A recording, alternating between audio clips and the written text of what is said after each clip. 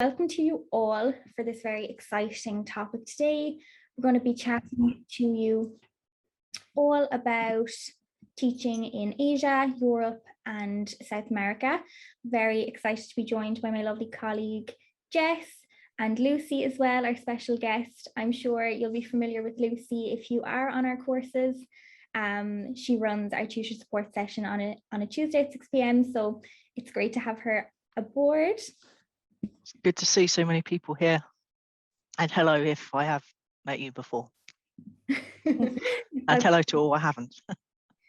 Yeah, we're really excited to see so many people, and it's great the fact this is a new year, 2022. Things are going to start getting back to normal, back to normality, and you know, we're really excited to be able to offer these opportunities to you know, discuss teaching abroad. Teaching English as a foreign language is something we're so passionate about here, and we're delighted to be able to share all this info with you all. So we're going to give an account of what it's really like teaching in these places. So I do want this info session to be as interactive as possible. So please, at any time, feel free to pop your questions in the chat box. We'll have a couple of minutes for a Q&A session, you know, after each location, after each place. And, you know, we'd love if you can put your dream destination down in the chat box if you want to do that now. And, you know, we can come back to it then at a later stage if you want to get any advice or anything like that. So feel free to do so. I think we'll just start. We'll go ahead. So I want to kind of start off with Europe. Europe is amazing. The beauty of teaching in Europe is that you typically don't need a degree or a visa, making your job hunt a whole lot easier if you are based in Europe, in Ireland. So Spain, France, and Italy are some of the most popular destinations for our graduates at the Tefl Institute. We have internships and jobs in these countries, but they do only open at certain times of the year. So if you are planning on going to any of those locations, just keep that in mind. If you do happen to get an email or a notification, or if you see on social media that we are recruiting for those locations, to definitely, you know, keep that in the back of your mind, and you need to get booked on as soon as possible to secure your spot. Keep in mind as well that private language schools are open all year round. If their start dates and the contracts don't suit you, you know, an independent job search might be worthwhile as well. One of the easiest ways to find work in Europe, if you do have a specific destination in mind, I can see some people are putting in Florence, which is amazing.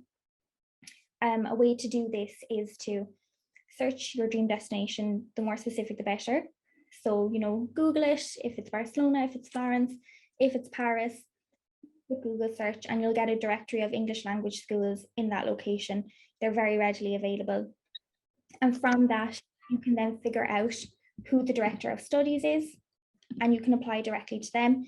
You can send your CV and cover letter and maybe a 1 or 2 minute intro video to all the schools that are in that area. Another really good tip as well is to send a demo lesson or even a sample lesson plan to the director of studies. This will just show them what you can contribute to their company and show them your skills, your strengths, and you'll be good to go. Many schools don't advertise all year round because there is a constant turnover in language schools. So you can apply directly to them, and who knows, you may absolutely get lucky. I would recommend as well joining some Facebook or LinkedIn groups for TEFL teachers. Employers often advertise their positions through social media groups, as is becoming the norm for most industries in general, you know, meaning that job post advertisements are becoming more accessible to check online, you know, for requirements or any particularities that the employer is looking for.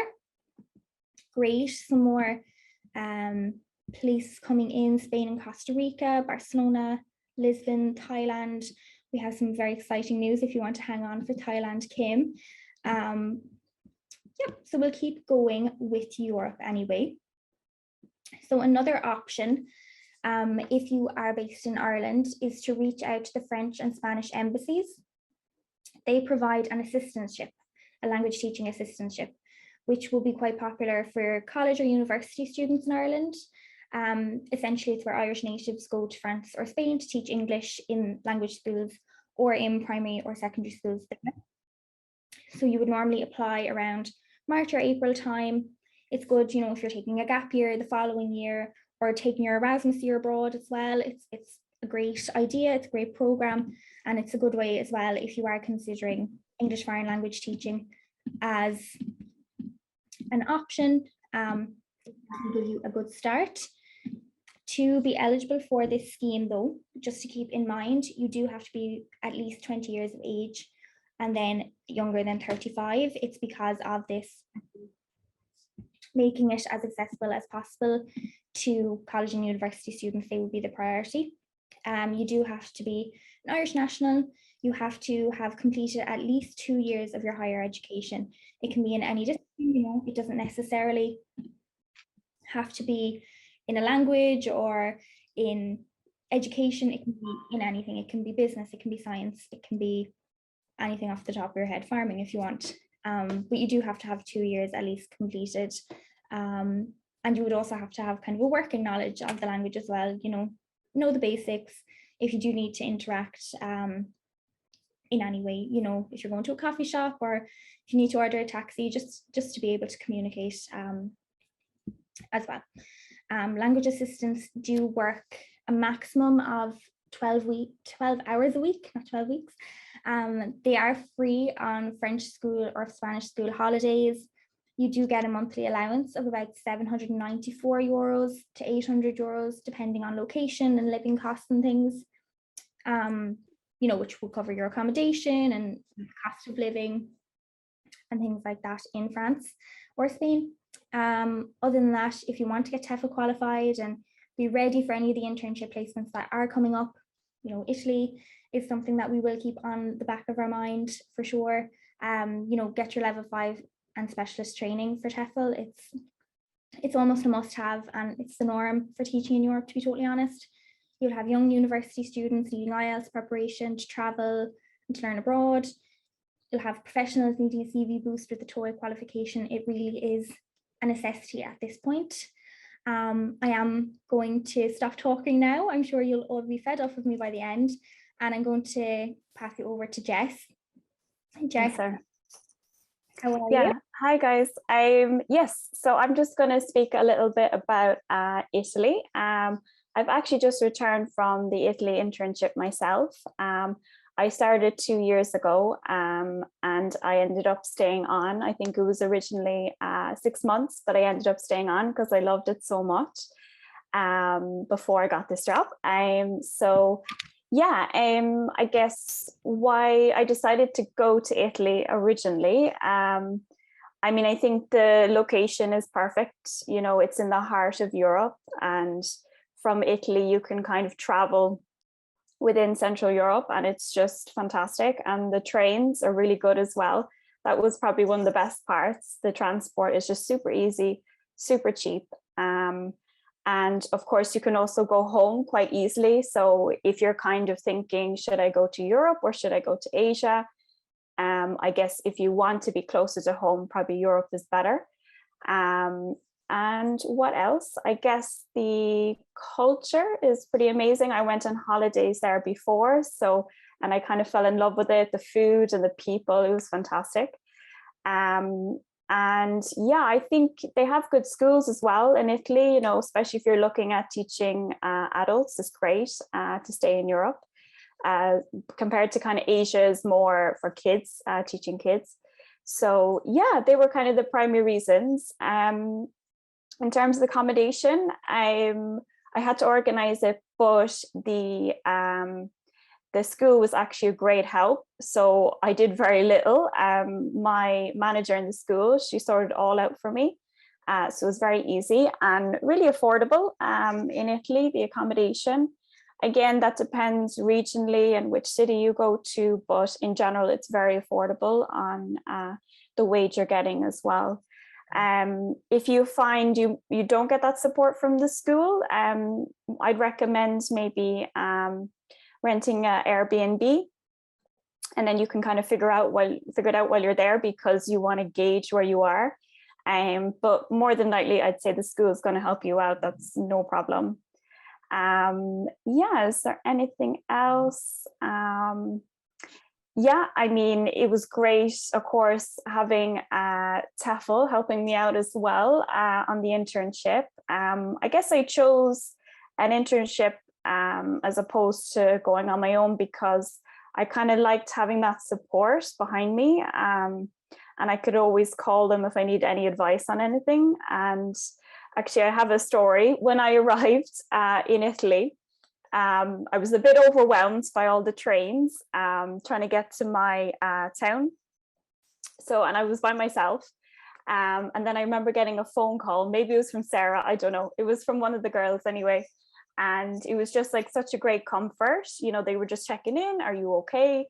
And that was really a great comfort for me. So yeah, I think if you're kind of going to be doing solo traveling, or you it's your first time, you're not sure, I think an internship is fantastic. Really, really good. It's worth every penny. Yeah, anything else?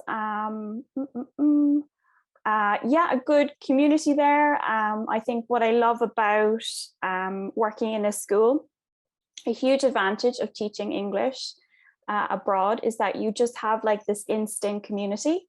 So you have this kind of free pass into the local community, because when you start teaching, you know, you get to know your students, and you know, you can kind of learn more about their culture, and that's kind of one of my favorite parts of teaching English. It's really, really great. And of course, you have the expat community, so you're all in the same boat, so it's much easier to make friends in that position. So yeah, I think that's kind of more. Any other questions, Sarah? I don't know if I'm missing anything.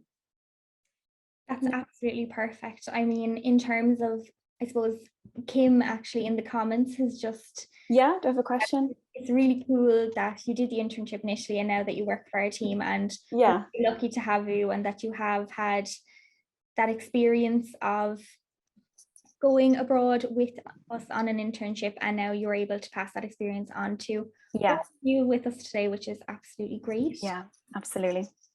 I think we just have two questions. Any questions? Yeah. What's the social life like? Oh, great question. Actually, yeah, well, obviously I went during COVID. So it's, you know, it's very different pre-COVID, obviously. But considering the situation, it was a good social life, because the Italians, and I think, you know, Europeans in general, are really open and really friendly. So, you know, maybe, for example, you're teaching during the day, maybe a bit later, and then you decide all to go out for dinner together. It's really a big thing in Italy, is going out for a dinner and staying there for hours, having a couple of drinks, like an aperitif, is always good. Yeah, and I mean, it's not too dissimilar to, you know, in Ireland, you know, if you want to join, you know, sports or a yoga class, anything like that, for a bit of socializing. But yeah, the Italians, they're very sociable. So oh, that's fantastic. Yeah. And did you learn to speak Italian while you're there as another question? Yeah, kind of. I did. I'm still trying to learn, actually. I'm trying to keep it up. Yeah, I had to find my own kind of Italian lessons, my own Italian teacher, sorry. But, you know, you could just ask maybe the other teachers or your colleagues, you know, have you heard of any good Italian teachers that can give you lessons? Or you might make an Italian friend and you could do a language exchange, you know. But yeah, no, actually Italian isn't too bad. Out of all languages, not too bad to learn. Oh, that's great. Fergal has asked, are you limited to one region only? With the internship programs, Fergal, you do get to give your preference on location. Of course, you would need to be flexible, but you can give, you know, your top 3 preferences, and, you know, our partners and ourselves will do our absolute best to have you placed in one of the locations that you choose. Okay, I think, is that it? I think Europe should be kind of done. I think we'll move on to Asia and the Middle East. We'll see a couple of questions about Japan. I know there were some people interested in Thailand, so we only have an hour, so let's keep going, and we'll get to all those questions now as well. So Most Southeastern Asian countries and the UAE and Dubai, they will require a bachelor's degree for visa purposes generally. This can be in any discipline. It does not have to be a Bachelor of Education. Like I said before, it can be in science, business, any area at all. It's just a working permit. We do have internships in Thailand, Taiwan, Cambodia, Vietnam, South Korea. And we would love to chat to anyone individually who would like to teach in these locations and go over requirements and things like that. So absolutely, if you want to send us a private message or if you want to email us, that's absolutely no problem. We'll send you all an email after anyway, just to sum up the webinar, and you can get in touch that way. We have some blog posts about the best Tefl locations in Asia on our website too, if you want to take a look. But generally, for teaching in Asia, for teaching in Dubai, we would always recommend a level 5 Tefl certificate in order to ensure the best possible training. The Tefl industry is very, very competitive. And if you're looking for a better salary, if you're looking to save while abroad, which is something that's becoming a lot more popular, you'll be looking for the higher salary. So we recommend that training, the level 5 training. Another option will be a hybrid Tefl course. If you don't have any experience yet and you're looking to gain some, we can do a 10-hour teaching practicum with you. So get in touch if you are looking for something like that as well. We do have a Thailand internship that has opened. We're very excited to announce we do have 4 spots remaining for May 2022. So I just want to run through some of the requirements and some of the benefits of the program. And we're very lucky that Jess is also actually taught in Thailand. So we'll hear a bit more from her as well about her experience. So who can apply for this internship? You have to be a passport holder from one of the following countries. So the USA, Canada, Australia, the UK, Ireland, South Africa, or New Zealand. If your country isn't listed in these requirements, by the way, just feel free to pop us an email with your details and we can check it over as well. That's no problem either. You will need a bachelor's degree in any discipline. You'll need your TEFL qualification. It is included in the program. If you're already TEFL qualified, you can get in touch and we can arrange something. You will need to be 21 up to 45 years of age.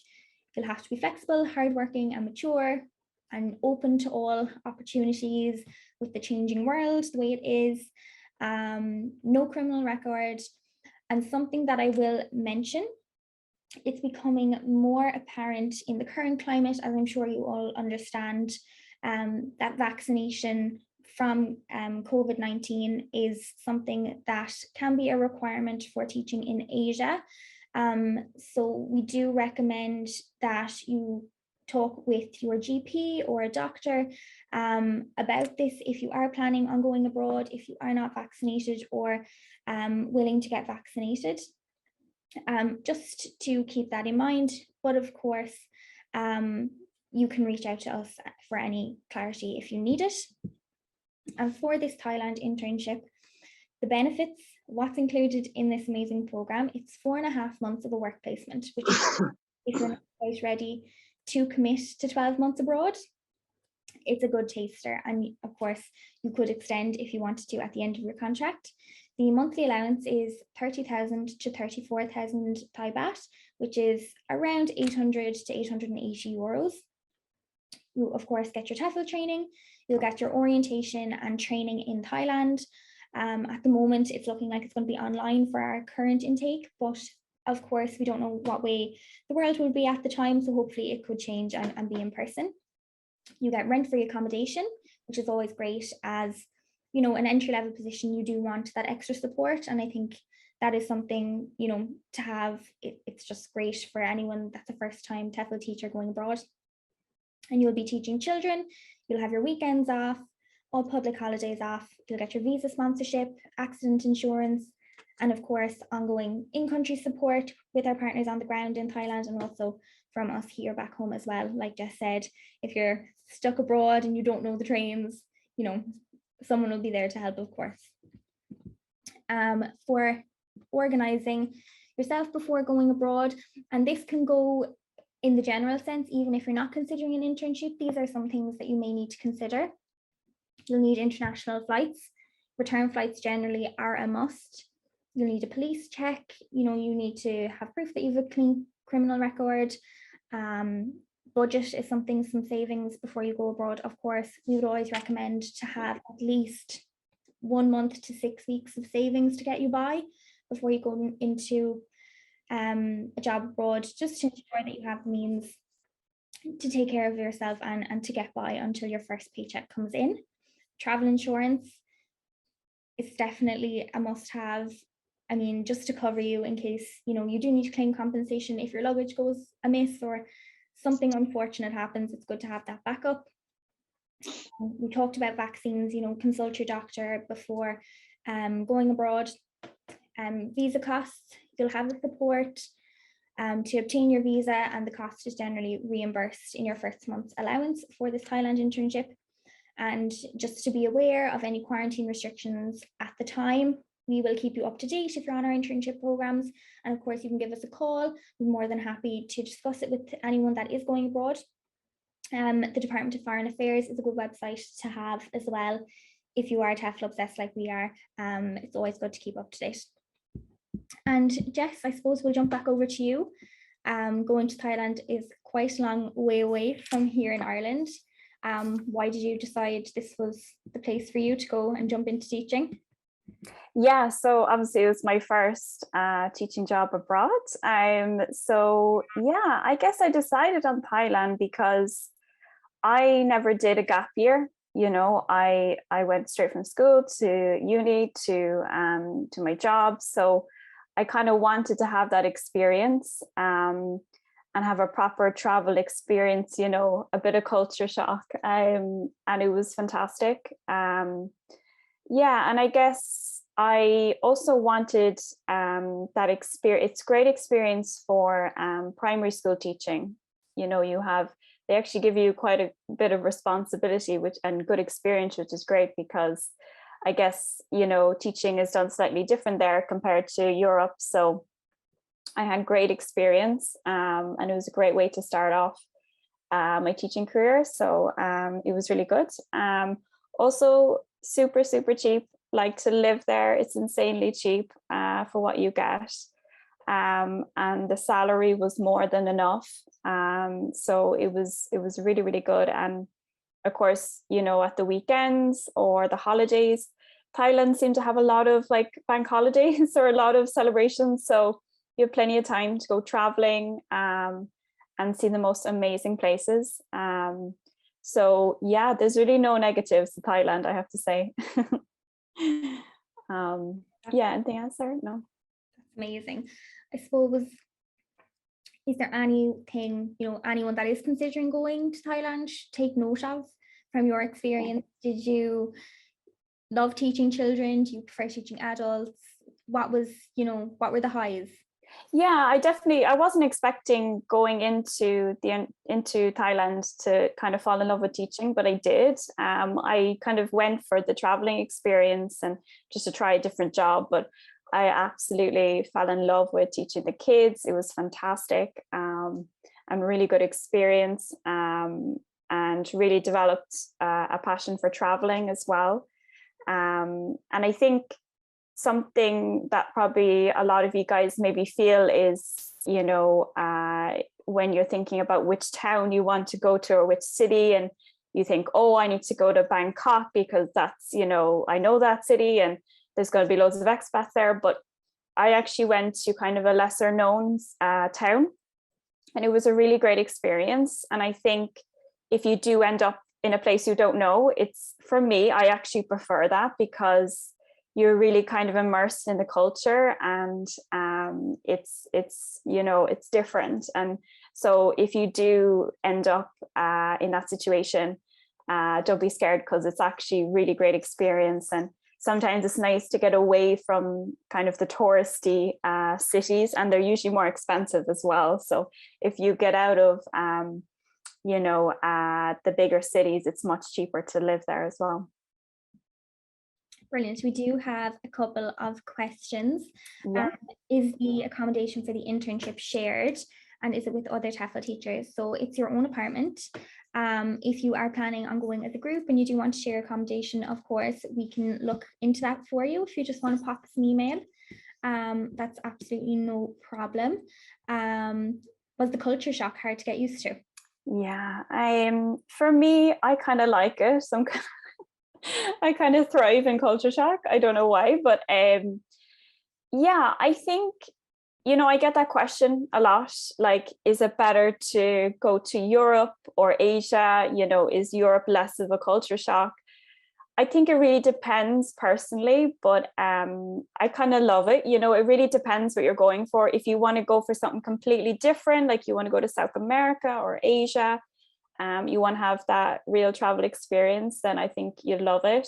Or if, you want to be close to home, better to be in Europe. But yeah, I kind of liked it. I liked, learning a new language, meeting different people. And I think that's kind of part of the package, really, kind of just to stay open-minded to anything, But yeah, it can be kind of crazy, but that makes the best memories. Oh, that's fantastic. And we do have a couple of questions. Just to have your TEFL cert going before. You would need to have it done before you go. It is included in the internship package, but if you already have your TEFL cert completed, just send us an email and we'll be able to arrange an alumni discount with you. That's absolutely no problem. We love to help out our students as best as we can. And we also have a question. What is the longest time off that you got teaching in a semester? If a friend came to visit or something like that, you probably is this in Italy or Thailand? Sorry, Asia or Europe? Either. The longest time off. I guess, yeah, it depends on what holidays the school does. But like I do feel in both of my experiences, I had quite a lot of time off. You kind of do end up then your typical 9-to-5 job, so you do have plenty of time to do all the traveling you want and all that. So yeah, don't worry. But yeah, definitely Thailand had a lot more holidays. But yeah, you definitely have the free time for sure. Yeah, and that's why Thailand is one of my favorite internships, is because if you are planning on going as a group, or if you do have family that are coming over to visit, it's absolutely fantastic. And yeah, I think I'll move on. I know there are a couple of questions there. Don't worry, guys, we will get back to you. I'm conscious of time as well. The Vietnam internship is another really exciting program that we have launched. We have 5 more positions for Vietnam, which is really, really exciting. I'll just run through the eligibility quite quickly. You have to be aged 21 to 65, have a passport from the USA, Canada, UK, Ireland, South Africa, Australia, or New Zealand. I know that there was a question if non-native speakers can apply to the internship programs. You can send us an email. We'll take it on a case-by-case basis. This is the general requirements, but of course, we'll do our best absolutely to help you get started on your TEFL journey. You will need a legalized bachelor's degree. Have your TEFL qualification. It is included, but of course, as we said, if you're one of our alumni, that's great too. And we need you to have a hard work ethic, be enthusiastic, flexible, and have an open mind to this fabulous new culture. So for Vietnam, you'll get some pre-departure training and support from us here at the Tefl Institute. You'll get your full TEFL training, the visa assistance and organising documents assistance as well. We'll keep you up to date with current affairs and help you organise COVID tests or flights, etc. if you need it. When you arrive, there's a full welcome orientation. So this is a week-long orientation in Ho Chi Minh. The hotel is paid for. And you will spend this time kind of getting to know your colleagues, other teachers, and kind of embarking on language lessons, learning more about the culture, and your accommodation assistance during this time. And Vietnam is great because it's a network of teachers, English teaching expats. it's very easy to organize, to be able to, you know, meet others. There's always someone around the corner from Ireland, I've heard. It sounds like an amazing program. And just to run through the allowances and things like that, you get a monthly allowance of about 1,300 to 1,500 euros. This depends on the amount of hours that you work. So if you are looking for a higher pay scale, as I said before, if you are planning on going over to Save, you can work more hours and get that higher and be higher on the salary. You will get your 30-hour Teaching Young Learners TEFL course and the extensive ebook as well, with lessons to teach young learners. As I said, your 7-day orientation in Ho Chi Minh, which is absolutely amazing. And we do have a question there. Do you need to have any prior teaching experience for the internship? You absolutely do not. An internship is a way to get you started on your journey abroad. So with an internship, you can take it as an entry-level position where you're getting started. We don't expect you to have any teaching experience. That's what we're here to do. If you really need some extra help with that, of course, you know, you could do our 10-hour teaching course for teaching practicum if you think that you need some extra help with that. And the biggest plus with the Vietnam internship is that you do get post-placement support. So once your 12 months are up, this placement is starting in May 2022 is our next one. You do get a lifetime placement guarantee. So if you are planning on traveling to another country or planning on staying in Vietnam and maybe moving around cities, you do have that support behind you as well. And I'll just go into South Korea very briefly, and we'll get back to some of your lovely questions. For South Korea, you'll need for our internship program, or just in general, if you're planning on going independently, you'll need a bachelor's degree issued from a university, your TEFL certificate course, a clean background check. You need a passport from the UK, Ireland, US, Canada, Australia, and New Zealand.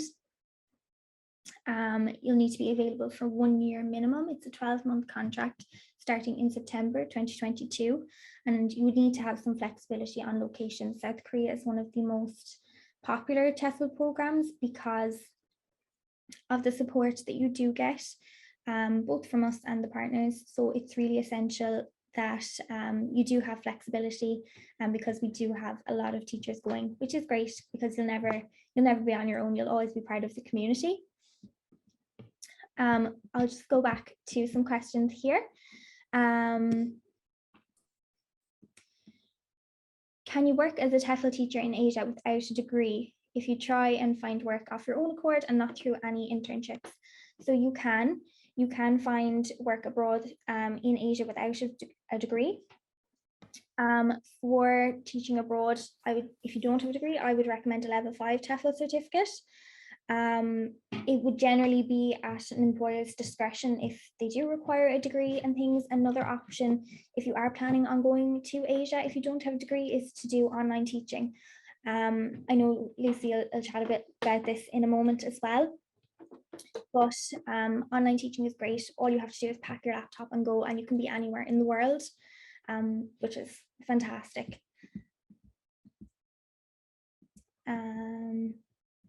Any other questions? Is there a possibility for teaching young learners in Italy, or is it only adults? So for teaching in Italy, generally, it will be teaching adults.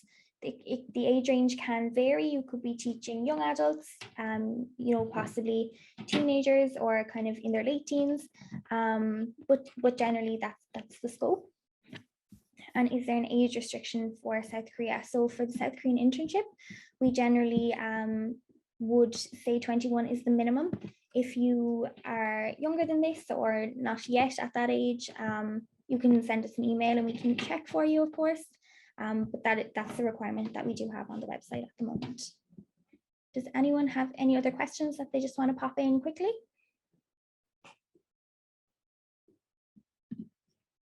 No? Oh, we have one. What is the situation in Japan? Age and accommodation. We don't actually run a program in Japan at the moment. From my own knowledge, with the way that the world is at the moment, it's quite difficult to get to Japan with the COVID and things like that. But we'll definitely take a look for you. If something does come up, if a language school is recruiting, we can absolutely get in touch. Just pop us an email after the session and we'll take a look for you. And we do have some questions, any internships for South America, maybe in the future, any work in South America. So that's great. I think that's my cue to move on to South America.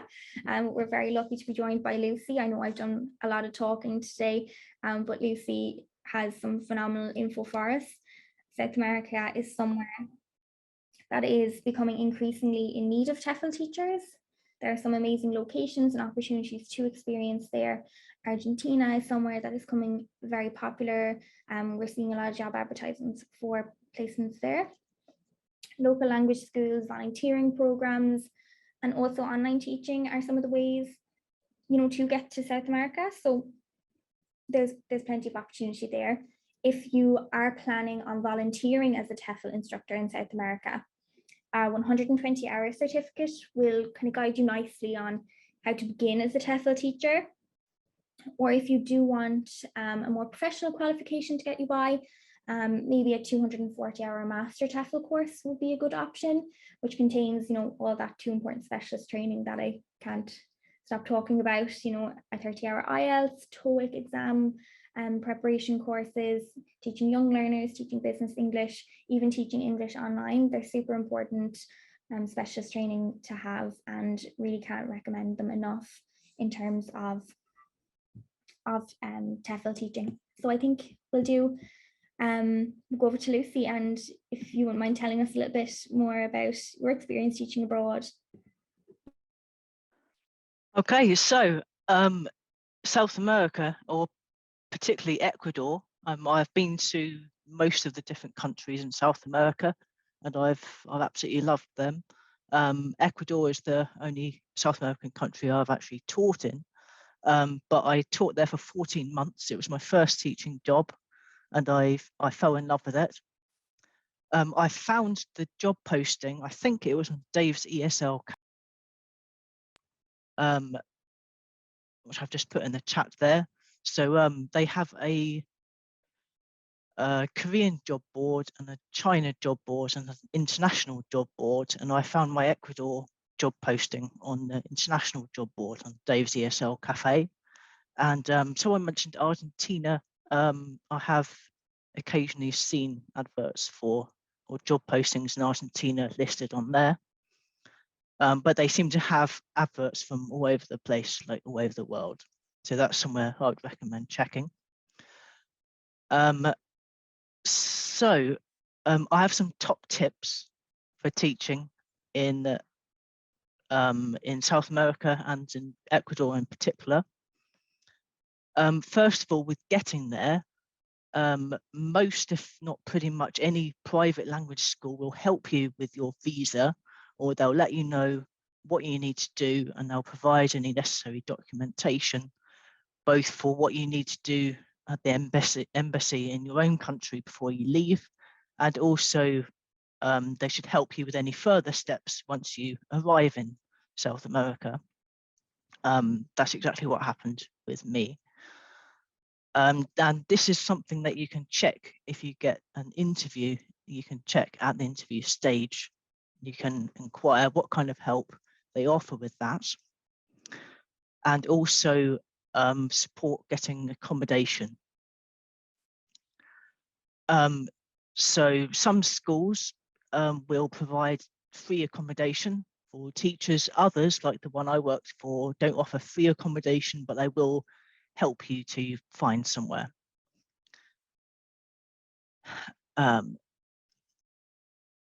Just a quick question there from Rachel. I did learn Spanish. That was something I was going to mention, actually, is that a lot of schools will either offer free Spanish classes to teachers or at a discount. So that's definitely something to take advantage of if they offer it. I did learn some Spanish, not fluently, but I learned enough to be able to make my way around the country and traveling. You could, I'll come back to the questions at the end. I'll just say what I prepared first and I'll come back at the end. So general tips. First of all, be prepared to teach some of the loveliest students you could ever hope to meet. Very interested in you as a teacher, and also very interested in one another, which really, really helps when building a happy atmosphere in class. I would also say, talking about Ecuador in general, and any country in South America, take any opportunity you can to explore the country. Whether it's the local area at weekends or further afield during long public holiday weekends. For example, in Carnival, which is usually in February time, or even further afield during more extended holidays, or after you finish your contract. Teachers often travel a bit after they finish their contract. And it's something that can be great to do by yourself or as a way to bond with new colleagues. So for example, I went to South America by myself, but I did quite a lot of traveling, some of it by myself, some of it with some of my new colleagues, or including admin colleagues, not necessarily only other teachers, but I would say make friends with any admin staff who may often be locals. They can show you around and introduce you to new cuisines and places to visit and things like that. And I also recommend traveling around and going out and doing things if you do find yourself getting a bit homesick. Don't just sit at home, though it might be tempting. Go out and do things. There are so many absolutely amazing places to visit in Ecuador and other countries like Argentina, Peru, Brazil, Chile, places like that. I could talk for hours if you let me. No matter what you like or what you're interested in, like history, museums, adventure sports, wildlife, surfing, hiking, volcano trekking, things like that. So there's something for you there. And there's some great hostels in Ecuador and other places in South America as well. And you'll hear music everywhere, like salsa, bachata, cumbia, things like that. Public transport in Ecuador is very, very easy, and especially if you have learned some basic phrases in Spanish. So you can buy bus tickets, tell taxi drivers where you need to go and things like that. Public transport is cheap. The intercity roads are good. The Ecuadorian government has invested quite heavily in infrastructure over the last decade and a half. It's one of the smallest South American countries, though it packs a lot in. So although journeys can often still take quite a long time by bus, you don't get the 24-hour plus bus journeys like you might get in larger countries. And domestic flights are often cheap as well. I remember taking several when I was there and I had no issues whatsoever, just using skyscanner.net, for example. Speaking of exploring, another top tip is when you first arrive, ask your new students about good places to visit. It's a fantastic way of breaking the ice in the new class. Getting your students to give you recommendations, and they're often only too happy to tell you. I've often found students almost falling over themselves to give me advice. It was really lovely. And depending on the topic of the lesson and the age and level, you can ask for tips about other things as well. For example, what's best to eat, where's best to eat, things like that. Which leads me to another tip, which is to try out the local cuisine. Try a lot of different dishes, to be honest, before I came to Ecuador, I didn't know much about the cuisine at all, but I absolutely loved it. Similar to Peruvian, if you've ever had that. There are some fantastic dishes and snacks. It's quite varied, and especially with different dishes, different typical to the coast, others to the mountains, others to the rainforest. My last tip is to be prepared for the climate, because South America is such a diverse continent regarding geography and climate. You don't want to get caught out. I mean, obviously you can buy clothes and things, you know, whatever you need to buy there, but it does help to be aware of what you're getting into.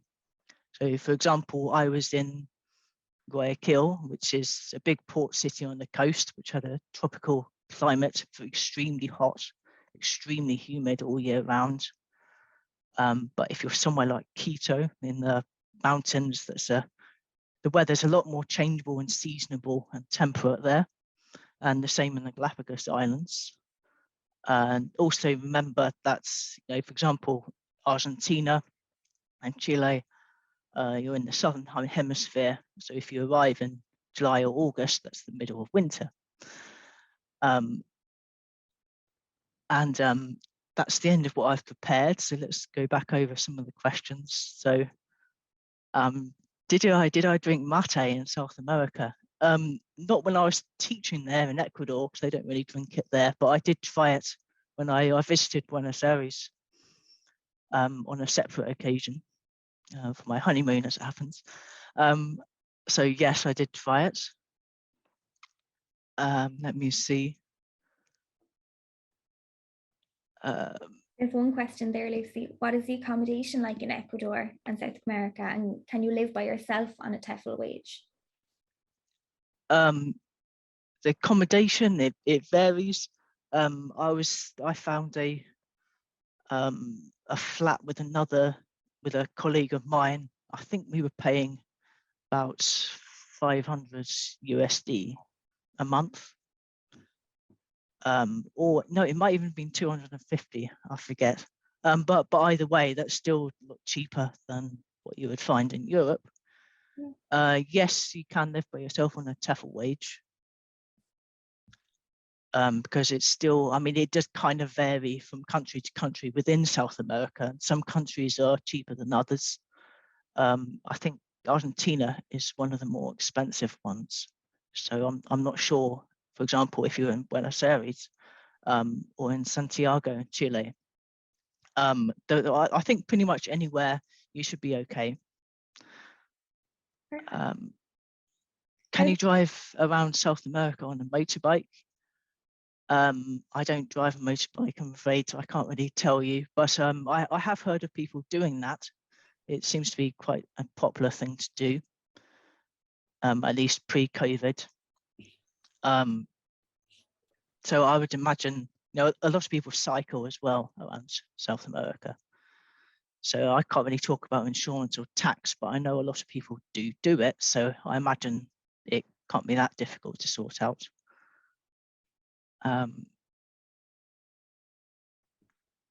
Let me see, someone talking about Latin American Spanish. Yes, that is a little bit different to European Spanish. How safe is Ecuador? Depends where you are. I mean, Guayaquil, for example, isn't that safe, to be totally honest, though it has got safer in the most recent years. But I would say don't let that put you off coming, because you know, you take basic safety precautions that you would in any big city, really. Maybe don't kind of go out to isolated parts of town in the middle of the night by yourself. Be careful with on crowded buses with pickpockets, and just watch out for yourself, and you should be okay. I have heard there's a bit of some violent crime going on at the moment, but I would say so long as you take the basic precautions, then I would try not to worry too much about that. Let me see. Anything else? Many teaching jobs in Colombia. I can't really talk. I don't know much about Colombia in particular. That's one of the few countries I haven't been to in South America.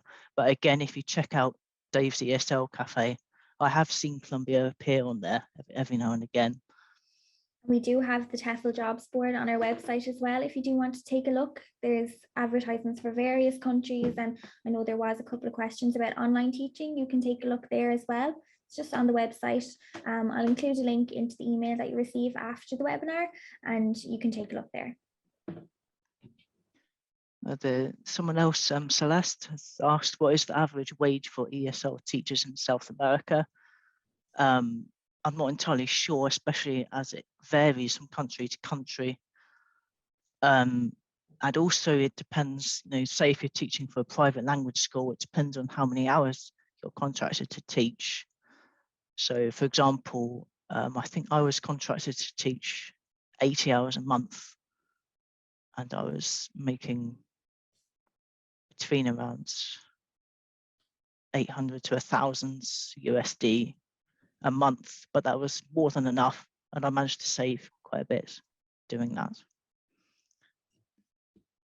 Amazing. And, I think this is any other questions. I think that's me finished. Perfect. I know there's a question there. Is there a certain time of year that schools tend to hire in? I think just in general for TEFL, generally language schools, private language schools will be year round. There's no particular time. January is quite a popular time. We've seen a couple and had a couple of language schools reach out to us for TEFL teachers. So if you are planning on going to any location, please do let us know. We can pop you on a waiting list, and if we hear for somewhere, we'll let you know as soon as possible. And September and October seem to be quite popular as well. I don't know, Lucy and Jess, have you any experience in that when you were applying for jobs? Was there any particular time of year that you found? Yeah, I think, oh, sorry, go on, Lucy. No, I was just going to say with South America, there doesn't seem to be, at least I can only really speak from my experience, but it didn't seem to be any one time of year, like September, for example, where it was noticeably busier. I mean, some might, if language schools might, if they start their academic year in September, you may see more jobs around that time. But I'd say it's relatively frequent throughout the year. You'll see job offerings for South America. Yeah, So I think, Jess, yeah, no, you're fine. Just apply all year round. You never know as well. Even if it's not the start of the academic year, a teacher's dropped out, they might need a teacher ASAP. Also depends if you want to do like a summer camp. So that's obviously going to be during the summer. That will be, with younger kids or teenagers. So generally I find maybe in Europe, I guess, teaching adults during the summer, it's quite quiet because they're all off on holidays or something like that. So that's kind of the prime time for teaching younger students during the summer. Absolutely, that's great. I think we're coming up on the hour, so I think we will leave you all go. But it's been absolutely great. It's been such an interactive webinar. It's been absolutely fantastic to see all of your questions, hear some of your dream destinations, and hopefully you will all reach out to us and we'll be able to help you start on this amazing journey. Thank you to Lucy, especially, and Jess, of course. You both have a wealth of knowledge. And thank you all so much for joining us, and hopefully see you in the next one. Take care, everyone. Stay safe. Bye, guys.